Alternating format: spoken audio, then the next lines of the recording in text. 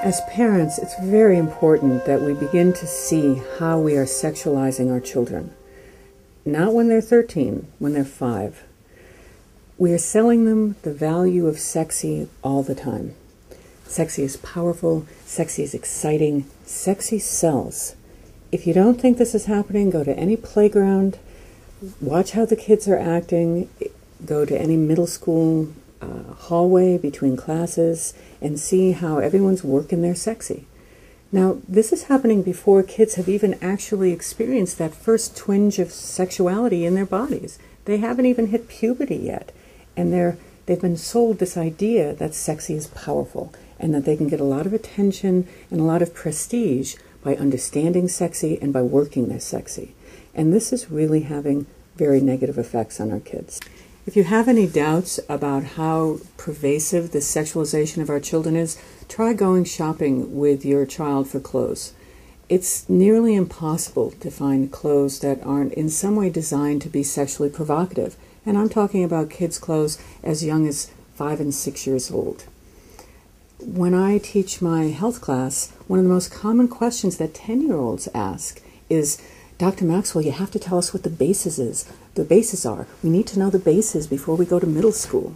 Now, why are they asking this question? They haven't become sexual people yet. They haven't really even entered puberty, but they understand that middle school is all about understanding sexy and knowing what it's about.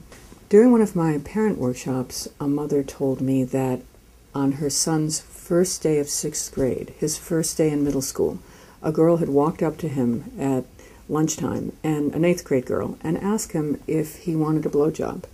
There's a lot of giggling, and he had no idea what she was talking about. When he got into the car that afternoon, his mom picked him up, he asked his mom what a blowjob was.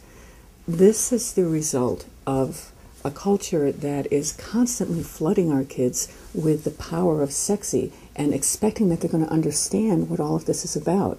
If we're not preparing them for this, if we're not giving them our ideas about it and what we consider an ethical way of handling their sexuality, they're completely unprepared for the culture that they found themselves in. The American Psychological Association came out in 2007 with a study that showed that the early sexualization of girls is linked to low self-esteem, depression, and eating disorders. Now, they studied girls, but I think a lot of attention could also be paid to the early sexualization of our sons. Connecting sex and violence in video games and on reality TV shows is also sexualizing how our sons feel about how a good man is supposed to be with regard to his sexuality. And this has very damaging consequences on how he conducts himself later in life. We have to, as parents, really look at what our kids are looking at, what our kids are seeing. We have to take the television set out of their bedrooms. Hello. And if you want to find out more about the very concrete things that you can do to begin to address the sexualization of our children, go to my website, drsharonmaxwell.com. I've got a lot of good tips there that I think that you'll find helpful.